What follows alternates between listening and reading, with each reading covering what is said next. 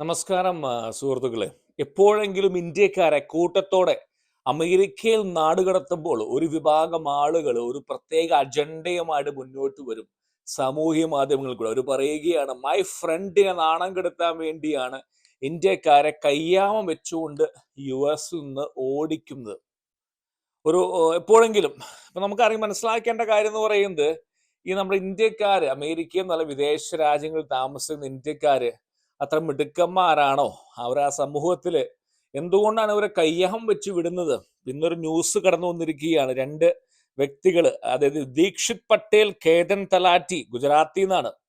Promoting prostitution and transporting woman, അതായത് പെൺവാണിഭം പ്രോത്സാഹിപ്പിക്കുന്ന രീതിയിൽ പെൺകുട്ടികൾ അമേരിക്കയിൽ അങ്ങോട്ടും ഇങ്ങോട്ടും കയറ്റുമതി അല്ലെങ്കിൽ അവരെങ്ങോട്ടും ട്രാൻസ്പോർട്ട് ചെയ്തതിന്റെ പേരിൽ അവരെ പോലീസ് അറസ്റ്റ് ചെയ്ത് അവരെ കയ്യാമം വെച്ച് വിടുകയാണ് ഇന്ത്യയിലേക്ക്. നാട് കടത്താൻ പോകുമ്പോൾ പോലും ഈ പറയുന്ന പ്രത്യേക വ്യക്തികൾ വന്ന് പറയും, അതായത് ഇത് മൈ ഫ്രണ്ടിനെ കളിയാക്കാൻ വേണ്ടിയാണ്. നമ്മളൊരു കാര്യം മനസ്സിലാക്കുക, നമ്മുടെ ഇന്ത്യക്കാർ മോശക്കാരൊന്നുമല്ല.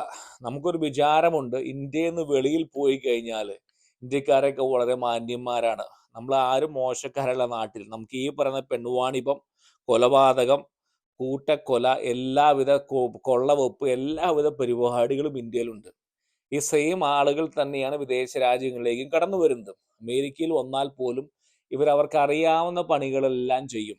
ഓക്കെ, ഇപ്പൊ രണ്ട് ഗുജറാത്തികളെ, ദീക്ഷിത് പട്ടേൽ, കേതൻ തലാറ്റി, അവർക്ക് മോട്ടൽ, അതായത് ഈ പറയുന്ന ഹൈവേയുടെ അരികിൽ കൂടെ, അമേരിക്കയിലേക്ക് വന്നവർക്കും അറിയാം, ഹൈവേകളുമായി ബന്ധപ്പെട്ട് 15ഉം 16ഉം റൂംസ് ഉള്ള ഹോട്ടൽ എന്ന് പറയുന്ന പേരാണ് മോട്ടൽ. ജസ്റ്റ് അവിടെ വരിക, താമസിക്കുക, കുളിച്ചൊരുങ്ങി പോവുക. 15 റൂം അല്ലെങ്കിൽ 20 റൂം കാണുകയുള്ളൂ. അതാണ് മോട്ടൽ എന്ന് പറയുന്നത്. 70കളിൽ വന്ന ഗുജറാത്തികൾ, അവർ ബിസിനസ്സുകാരാണ്, തദ്ദേശീയരായിട്ട് ഏതൊക്കെ ബിസിനസ്സുകളിൽ ഏർപ്പെടാൻ സാധിക്കും അതിലൊക്കെ അവർ ചെല്ലും.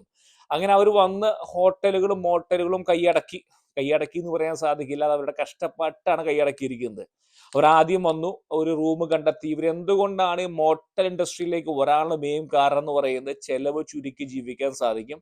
ഒരു 15 റൂമുള്ള മോട്ടൽ അവരങ്ങ് വാങ്ങും. അങ്ങനെ കുടുംബം ഒരു 2 റൂമിൽ താമസിക്കും. ബാക്കിയുള്ള 10 റൂംസുകൾ ഈ കുടുംബം തന്നെ ക്ലീനിങ്ങും പിന്നെ ബെഡ് വിരിക്കലും കാര്യങ്ങളും എല്ലാം, പിന്നെ കാശ് വാങ്ങലും കാര്യങ്ങളും ഒക്കെ അവർ തന്നെ താമസിക്കും. അപ്പൊ അവർക്ക് എല്ലാ ചെലവും നടന്നു പോകും.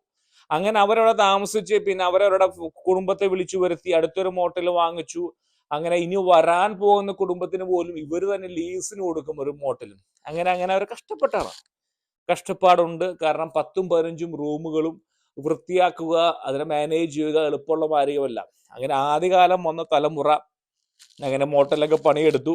അങ്ങനെ 2000-ന് ശേഷം വന്ന തലമുറ എന്ത് ചെയ്തു വെച്ചാൽ ഇതിനെ ലീസിനെടുത്തു. ഈ ശൈത്യകാലങ്ങളിൽ ഈ മോട്ടൽസുകളിൽ ആളുകൾ വരവ് വളരെ കുറവായിരിക്കും. കാരണം യാത്രക്കാർ കുറവായതുകൊണ്ട് എക്സ്ട്രാ ഒരു പണം കിട്ടാൻ വേണ്ടിയാണ് ഈ പെൺവാണിഭത്തിലേക്ക് തിരിഞ്ഞിരിക്കുന്നത് ഒരു കൂട്ടം ഗുജറാത്തികൾ എന്ന് മാത്രം പറയാൻ സാധിക്കും. എല്ലാവിധ ഉഡായിപ്പുകളിലും എല്ലാവിധ ആളുകളുണ്ട്. തെലുങ്കന്മാരുണ്ട്, ഗുജറാത്തികളുണ്ട്, പഞ്ചാബികളുണ്ട്. ആരും മോശക്കാരാന്ന് പറയാൻ സാധിക്കില്ല. അമേരിക്കയിൽ താമസിക്കുന്ന എല്ലാ ഇന്ത്യക്കാരും, ഞാൻ കുറ്റം പറയുകയല്ല, 90% ഇന്ത്യക്കാരും നിയമം അനുസരിച്ച് ജീവിക്കുന്നവരാണ്. പക്ഷെ 10% എന്ന് പറയുന്നത് പോലുള്ള ഈ ഉഡായിപ്പുകളിൽ കൂടെ, അതായത് ട്രക്കിംഗ് ഇൻഡസ്ട്രി ആയാലും മോട്ടോർ ഇൻഡസ്ട്രി ആയാലും ആൽക്കഹോൾ ഇൻഡസ്ട്രി ആയാലും എല്ലാത്തിലും ഒരു ലൂപ്പ് ഹോൾസ് കണ്ടെത്തിയിട്ട് കാരണം നമുക്ക് ലൂപ്പ് ഹോൾസ് കണ്ടെത്താൻ വളരെ മിടുക്കന്മാരാണ്. സിസ്റ്റത്തിന്റെ വീക്ക്നെസ് എന്ന് പറയും, സിസ്റ്റത്തിലെ വീക്ക്നെസ് കണ്ടെത്തിയിട്ട് അതിനെ ഉപയോഗപ്പെടുത്താൻ വളരെ മിടുക്കന്മാരാണ് നമ്മൾ. കാര്യത്തിൽ അങ്ങനെ ഈ സിസ്റ്റത്തിന്റെ വീക്ക്നെസ് കണ്ടുപിടിച്ച് ഉപയോഗപ്പെടുത്തിയിട്ട് പണം ഉണ്ടാക്കി ഒരുപാട് പേരുണ്ട്. ഇന്ന് ട്രംപിന്റെ ഈ കാലഘട്ടത്തിൽ നിയമം കർശനമാക്കിയപ്പോൾ ഒരുപാട് ആളുകൾ പെട്ടുപോയി. ഇപ്പൊ ട്രക്കിംഗ് നമുക്കറിയാം, പഞ്ചാബികളുടെ കയ്യിലാണ് കാലിഫോർണിയ ബേക്കേഴ്സ്വിൽ നിരയിലേക്ക് ട്രക്ക് ഇൻഡസ്ട്രി.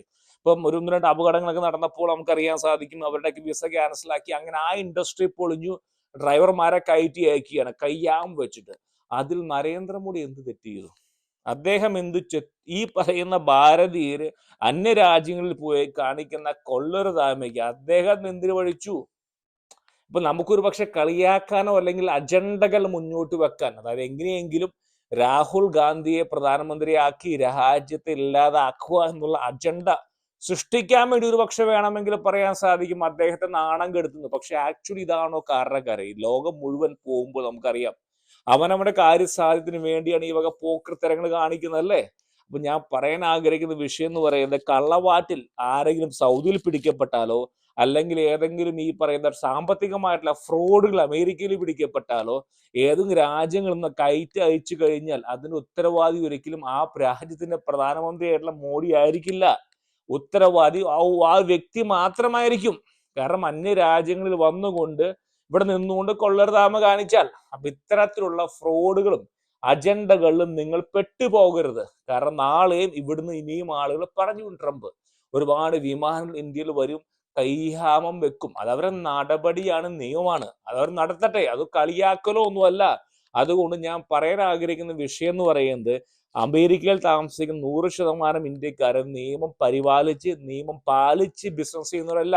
ഉടായ്പകൾ ഒരുപാടുണ്ട്. എനിക്ക് പരസ്യമായി പറയാൻ സാധിക്കില്ല, ഒന്നും പറയേണ്ട ആവശ്യകതയുമില്ല. പക്ഷേ ആരെങ്കിലും ഇതുപോലെ പിടിക്കപ്പെട്ട് വന്നു കഴിയുന്നുണ്ടെങ്കിൽ അതിനർത്ഥം അവർ നിയമം പാലിച്ചില്ല.